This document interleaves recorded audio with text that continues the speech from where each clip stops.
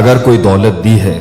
جس کی کوئی قیمت نہیں ہے، جس کی انسان قدر بھی نہیں کرتا، وہ ہے ایمان کی دولت۔ وہ دولت، وہ ایمان جس سے انسان اللہ کی معرفت حاصل کرتا ہے، اس کو جانتا ہے، اس کے ناموں کو پہچانتا ہے، اور اس کے افعال کو، کیا وہ کام کرتا ہے صبح سے شام، انسان کی پوری زندگی کے اندر اگر اس کو اس چیز کا آئیڈیا ہو جائے، یہ بہت بڑی دولت ہے۔ پھر نبی صلی اللہ علیہ وسلم سے پیار، پھر فرشتوں سے معرفت، پھر جنت جہنم سے معرفت، آخرت کا کانسیپٹ، پرپز آف لائف، زندگی کا وجود، کس سے دوستی اور کس سے دشمنی، ابلیس کی معرفت کہ ابلیس کون ہے اور آدم علیہ السلام کے ساتھ اس کی کیا دشمنی تھی، قرآن کیا ہے، حدیث کیا ہے، اس زندگی کا منشور کیا ہے۔ اللہ تعالیٰ نے انسان کو اگر کوئی ایسی دولت دی ہے جس پہ اللہ تعالیٰ کہتا ہے فقط اوتیا خیرن کثیرا، تو وہ یہ دین کی معرفت ہے، وہ دین کی ہدایت۔ اور ایک جگہ پہ تو اللہ کے نبی صلی اللہ علیہ وسلم نے فرمایا من یرید اللہ بہ خیرا یفقہہ فی الدین۔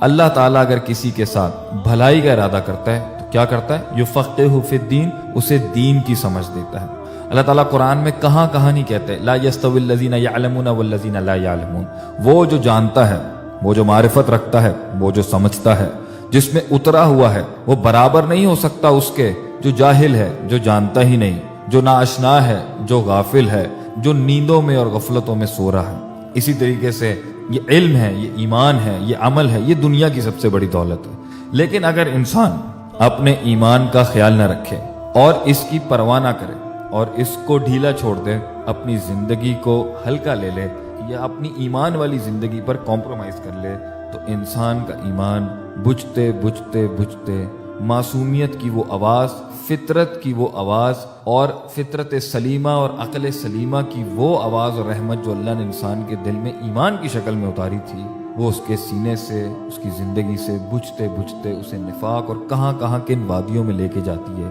کہ اس سے بڑا نقصان اور خسارہ نہیں، جو اللہ تعالیٰ کہتے ہیں والعصر ان الانسان لفی خسر۔ تو یہ شروعات کہاں سے ہوتی ہے کہ انسان میں سب سے پہلے نسیان آتا ہے عن ذکر اللہ، اللہ کی یاد سے، اللہ کی پہچان سے، اللہ کے افعال سے، اللہ تعالیٰ کے کرشموں سے، اس کے معجزات سے اور اس کی صفات سے۔ اور یہ کب ہوتا ہے؟ جب وہ اللہ کی کونی اور شرعی آیات یعنی قرآن و حدیث کے اندر جو اللہ کا ذکر ہے اور جو اس پوری کائنات میں اللہ کا ذکر ہے اور جتنے بھی مفعولات ہیں جس میں اللہ کا ذکر ہے، کیونکہ اللہ تو اپنے فعل کا فاعل ہے، مگر اگر اللہ کے کام، اللہ کے معجزے، اللہ کے کرشمے اور اللہ کی ذات کا کمال دیکھنا ہو تو اللہ کے کاموں میں دیکھیں۔ اگر آپ نے اس کا رحم دیکھنا ہے تو اس کی رحمت دیکھیں، رحمان سمجھ میں آ جائے گا۔ اگر آپ عادل کو سمجھنا چاہتے ہیں تو اس کی عدالتوں کو دیکھیں، اس کے احتسابات کو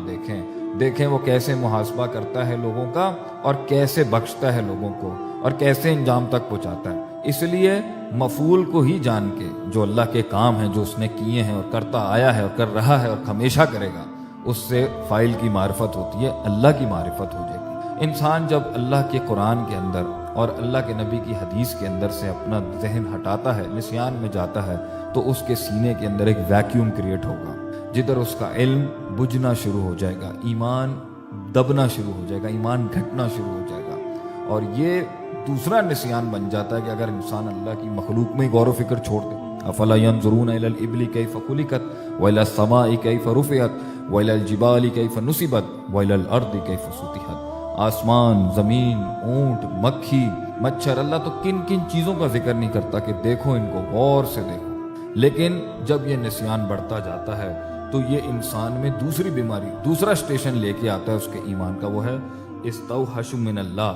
وہ اللہ سے وحشت دلاتا ہے انسان کو، اللہ والوں سے وحشت دلاتا ہے، اللہ کی باتوں سے وحشت دلاتا ہے، اللہ کے ذکر سے وحشت دلاتا ہے، اور انسان کا دل کرتا ہے میں بھاگ جاؤں، جب بھی دین کی باتوں میں بھاگ جاؤں، مالک کا ذکر ہو میں بھاگ جاؤں، قبر کا ذکر ہو میں بھاگ جاؤں، میں دور ہو جاؤں، مجھے اس کی طرف کوئی ترغیب نہیں ہو رہی، میرا دل نہیں مانتا ان کو سننے کا۔ اور یہ آہستہ آہستہ بڑے دین والے اور جو دین کی طرف کوشش کر رہے ہیں، سب کے ساتھ یہ ایسا ہوتا ہے، ہم اور آپ سبھی اس کا شکار ہو جاتے ہیں اور انسان میں یہ وحشت پیدا ہوتی ہے۔ And at the same time اسی لمحے اور انہی اوقات اور انہی لحظات اور انہی دنوں اور انہی ایام میں رغبت الی دنیا بھی شروع ہو جاتی ہے کہ انسان کو دنیا سے رغبت ہو جاتی ہے، اسے دنیا کی وہ چیزیں جو اللہ سے دور کرتی تھیں اس میں اس کا دل لگنا شروع ہو جائے گا، اسے محبت ہونا شروع ہو جائے گی، اسے ان کی طرف ایک دلی کشش محسوس ہوگی، غلط کاموں سے، وقت کو ضائع کرنے سے، فضول چیزوں کے اندر، لغو لہو کھیل کود تماشوں کے اندر، اور وہ اپنی زندگی کو ایک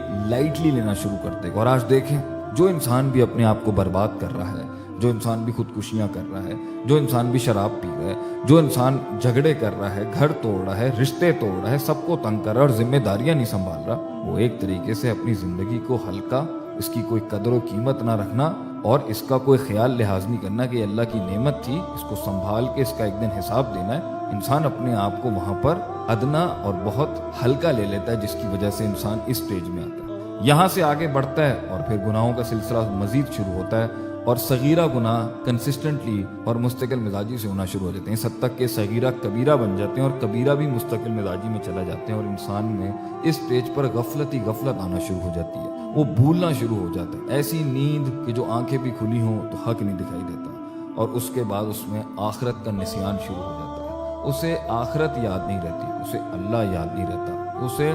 یہ نہیں پتا جہنم کیا ہوتی ہے، جنت کی امید نہیں ہوتی، جہنم کا ڈر نہیں ہوتا، قبر کے سوالوں کا خوف نہیں ہوتا، اور روز محشر اور ایک دن جو ہم نے اللہ کے سامنے آتا ہے وہ اس نسیان میں چلا جاتا ہے۔ اور آگے کیا ہوتا ہے؟ وَتْمَأَنُّ بِهَا، اس میں ایک طمانینت آ جاتی ہے، ایک اطمینان آ جاتا ہے دنیا کے اوپر، یہ دنیا جو فانی ہے، جس میں خوف ہے، غم ہے، دھوکے ہیں، بے وفائیاں ہیں، اور اس کے اندر کامیابیاں بھی ہیں، مگر اگر وہ عقیدے اور نظریے کے ساتھ ہو، ورنہ تو ایک قانون کے مطابق آپ جتنا کھائیں گے، جتنا کنزیوم کریں گے، وہ آپ کو اس کے اندر سے آپ کو سکون دینے والا وہ مادہ ہی ختم ہو جائے گا، لیکن انسان کا پھر دل لگنا شروع ہو جاتا ہے۔ وَتْمَأَنُّ بِهَا، سورہ یونس میں اللہ فرماتے ہیں کہ اس کا دل میں اطمینان آنا شروع ہو جاتا ہے، وہ اس کے اوپر ٹھہرنا شروع ہو جاتا ہے، اور وہ دنیا کی چیزوں پر راضی ہونا شروع ہو جاتا ہے، اور پھر اس کے بعد اس کے پاس وہ باطل دلائل ڈھونڈنا شروع کرتا ہے تاکہ وہ حق سے بھاگ سکے، اور اپنے اندر دلائل ڈھونڈ رہا ہوتا ہے کہ نہیں، ایمان کی زندگی کے اندر یہ مسائل ہیں، ایمان میں یہ سختیاں ہیں، ایمان کے رستے میں یہ نہیں ملتا، ایمان کے رستے میں کوئی مزہ نہیں ہے، ایمان کے رستے میں کوئی سکون نہیں ہے، دیکھیں دنیا میں ترقی بھی کرنی ہے، جینا بھی ہے، معاملات بھی کرنے ہیں، حساب کتاب بھی کرنے ہیں، اور پھر آگے سے اس کا دل فی قلوبہم مرض، مریض ہونا شروع ہو جاتا ہے، فزادہم اللہ مرضا، اور اس کے دل کے اس مرض میں زیادتی ہونے لگتی ہے، اور پھر نفاق اصغر اس کے دل میں آنا شروع ہوتا ہے، جو نفاق اکبر بن جاتا ہے، مائنر ہپوکریسی، مائنر نفاق میجر نفاق بنتا ہے، جب اذا حدث کذب، جب بولے گا جھوٹ بولے گا، واذا عہد فجر، اور جب عہد کرے گا، کمٹمنٹ دے گا تو اس وعدے کی خلاف ورزی کر دے گا، واذا آصم فجر، اور جب جھگڑا کرے گا تو گالم گلوچ، زبان یہاں سے بد تہذیب اور بد اخلاق زبان انسان کی ہو جاتی ہے، اور اس کے آگے ایک ایسا دل کا معاملہ آتا ہے جسے ذیغ القلوب بھی ہم کہتے ہیں، جس کی ہم دعا بھی مانگتے ہیں، ربنا لا تزغ قلوبنا بعد اذ ہدیتنا، اللہ ہمارے دل کو نہ پھیر دیں بعد اس ہدایت کے، اور استقامت کے اس لیول پہ آ کے بالکل پرخچے ہی اڑ جاتے ہیں کہ انسان کبھی آتا ہے کبھی نہیں آتا، کبھی نماز پڑھتا ہے کبھی نماز نہیں پڑھتا، کبھی جمعہ پڑھتا ہے کبھی نہیں پڑھتا، کبھی قرآن پڑھتا ہے کبھی قرآن نہیں پڑھتا، کبھی سچ بولتا ہے کبھی جھوٹ بولتا ہے۔ یہ آخری سٹیجز ہوتی ہیں اس حد تک کہ انسان کے دل پہ ران، دل کے اوپر ایک زنگ اتنا ہو جاتا ہے، اور پھر حتی تعلق قلبہ، اس کے دل کے اوپر کالک ہی کالک چھا جاتی ہے، حق کی معرفت کھو بیٹھتا ہے، منکر کی معرفت کھو بیٹھتا ہے، حق کو منکر جانتا ہے اور منکر کو حق جانتا ہے، معروف کو منکر سمجھتا ہے، منکر کو معروف سمجھتا ہے، نیکی کو ناکامیابی سمجھتا ہے اور برائی کو کامیابی سمجھتا ہے، اور انسان کا ایمان جب یہ گچ مچ ہو جائے اور حق باطل کی اسے تفریق نہ ہو، اور وہ نسیان میں، غفلت میں، معصیت میں، کبائر میں ڈوبا ہوا ہو، ہدایت آنے کے بعد یا آئی بھی تھی یا اس کو دھتکار دیا، یا زندگی بھر یہ معاملات ہی سمجھ میں نہیں آئے کہ حق کیا ہوتا ہے، باطل کیا ہوتا ہے، زندگی کیا ہوتی ہے، مقصد کیا ہوتا ہے، لوگ کیا ہوتے ہیں، حقوق کیا ہوتے ہیں، اللہ کیا ہوتا ہے، بندے کیا ہوتے ہیں، آخرت کیا ہوتی ہے، دنیا کیا ہوتی ہے، مقصد کیا ہوتا ہے، انجام کیا ہوتا ہے، اس سے بڑی ایمان کا نقصان اور ایمان کا کم ہونا انسان کا سب سے بڑا خسارہ ہے۔ کہ اللہ تعالی ہمیں ان سارے سٹیجز میں، جن درجوں میں سے ہم گر کے اپنے ایمان کو اس کا نقصان کر رہے ہیں، ہمیں اس کو احسان کے درجے پر، ایمان کے درجے پر، اسلام کے درجے پہ پہنچانے کی توفیق اور محنت کرنے کی توفیق عطا فرمائے، آمین۔